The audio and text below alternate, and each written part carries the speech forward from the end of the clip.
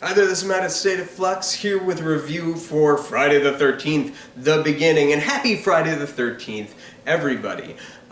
Since I published recently a 31-day horror movie challenge, and one of those challenges is a Friday the 13th film, I thought we'd go through and do the challenge at hand. So you can kind of get a taste of what this journal's like. If you're interested in a journal for yourself, it is available through Amazon, which will be linked down in the description box below.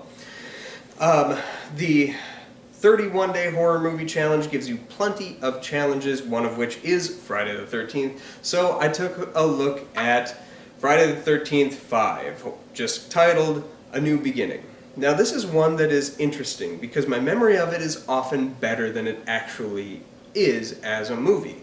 I even teased that at the end of my review for the fourth movie, that I had hopeful optimism of what was to come. And one of the things I liked about this is the spoiler for the movie. So, spoiler warning, I'm about to spoil the shit out of it, but if you've read this thing, you already know what that spoiler is, and that is, Jason is not the killer. And that's the one thing I really truly like about this movie. They commit to the act of killing Jason from the fourth when he remains dead. And they tease you with Jason, Jason, Jason, but there are hints that it's not him. When you finally see the dude in the mask, he doesn't have the red triangle as you see repeatedly in Tommy's dreams and nightmares of encountering Jason once more. He has the blue triangles under the eyes.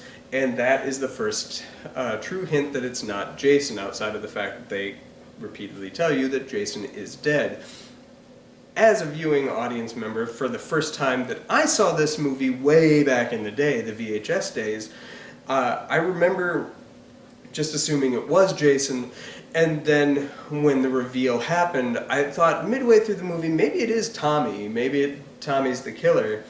And then the reveal, the big revelation is it's actually Roy, the random paramedic who was dispatched to the mental institution early on in the film to address the boy that got chopped up, who you find out is his son. So he exacts revenge on everybody for doing that. However, he doesn't exact revenge on anybody who was involved with the actual slaying of his son. And now we've moved from the one positive I have about this movie to what doesn't work with this movie. Pretty much everything else. I like the twist. The twist convinces me repeatedly that I like this movie more than I actually do. What doesn't work is the motivation behind it. First of all, this is supposedly a kid that he abandoned, so why would he suddenly give a shit that the boy is dead? Why does he have a picture in his wallet of the kid if he had no relationship with him? There's just so many stupid questions revolving around that. How he even gets a full Jason mask that would encompass his hair and whatnot is also perplexing. Why choose Jason? Like, that was weird in and of itself, outside of, like, maybe to throw suspicion on Tommy. Tommy is clearly written as is in this script to be the same exact kid, right down to being Corey Feldman once more. But then he was filming The Goonies, so they couldn't do it. So they just do a random age jump where he's aged up 10 years. So instead of being a 10-year-old boy, he's like 20. And they don't age up the mental state of the character. So what few lines of dialogue he has is he sounds like just an angsty little kid, and that doesn't play. There's no characterization. Roy starts killing all these people that are not involved with his son's slaying. So the motivation that he's the killer is completely bunk. And the people that he kills, like, most of them are unnamed people. Like, this movie has the biggest body count of the franchise coupled with one of the movies that'll come later. And I challenge you to remember, until they start actually killing the people in the mental, facility, who any of them are. They're the first two dudes on the road. Like, who the hell were those guys? They're just completely pointless murders. Poorly shot murders, I might add. Then you have the guy and the girl at the diner, and, like, sure, you see him before, and he's a sleaze when you see him, so there's that. But this just kind of doubles down on, like, the people that die are horrible people largely until you get to the people at the mental institution, and then you have the one dude who, like, professes his love to that girl who gets slain, and you're meant to feel sorry for him, but all the women are kind of treated pretty trashy, which I think gets into my first question, which is, Roger Ebert claimed that this series hated women. Based on this entry, do you agree? Yeah, this one I think was even the entry wherein he said that quote. It could have been the fourth one, but I think it was this one. And the first woman you see on screen in this film isn't actually a physical person. It is a picture from Playboy. And it's a guy who is looking at that and oogling. So it's just sort of showing to the audience that the female form is just to be oogled at for your visual consumption, and that's about it. The first female that you meet is immediately, like, once she is introduced and is walking away, the guy that is looking at her pantomimes like oral sex behind her back. Like, this is what this film wants you to feel about women. Most of the women in this film are nude. That was something that is criticized relatively often about this movie, that even the producer, Frank Mancuso Jr., criticized the filmmaker for making more of a softcore porn film than a slasher movie. And he excised several nude scenes from the movie, and even still, this movie by far has the most amount. And it's oftentimes, like, mean-spirited in what they're showing. So yeah, I think based on this entry, it is easy to get that idea from this film. What was the appeal of the franchise? I think the appeal of the franchise is and always has been that this was the first one that really showed you the violence as is. Halloween gave you, like, Michael Myers, but in that first Halloween movie, it wasn't about the violence of the act. In fact, he chokes out most of his victims.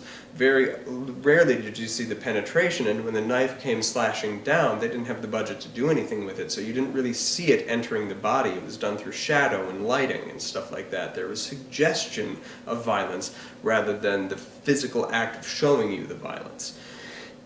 Friday the 13th stepped it up, and if a knife was going to go into somebody, you'd see that knife cut right through, and that was the appeal. This was the whole idea of, I saw it happen in front of me and I couldn't look away.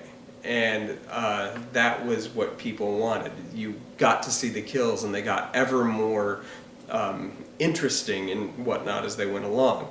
This film went so hard that they had to cut it down to an R rating over, I think, 17 attempts before it got the R rating. So the kills that are here are pretty bare because they couldn't show what they'd actually filmed. And that's probably for the best, because I don't know if actually seeing this stuff is particularly helpful or scary. It's just not something that appeals to me. Do I prefer natural or supernatural killers? I prefer, I like them both, I guess. I like the natural killers that you get in Scream. There's something disturbing about somebody who just snaps and rationalizes why murder is okay. But then I also like your Nightmare on Elm Street vigilante ghost kind of killers. That's interesting. Freddy was always compelling to me. Jason is interesting in that he's both. In the first 4 movies, he is very much a real human being. And for all the installments after this, he's kind of a zombie and or a deadite. If you're a fan of the Evil Dead movies, it's revealed through both the comics and Jason Goes to Hell that he's a deadite. Yeah, it's interesting. I really don't like this movie. I think this one is a contender for the worst movie. It's almost unwatchable up until the last, like, 15 minutes kind of pull itself together. I will say, I really liked Reggie, the young black kid, and his brother. His older brother is fantastic.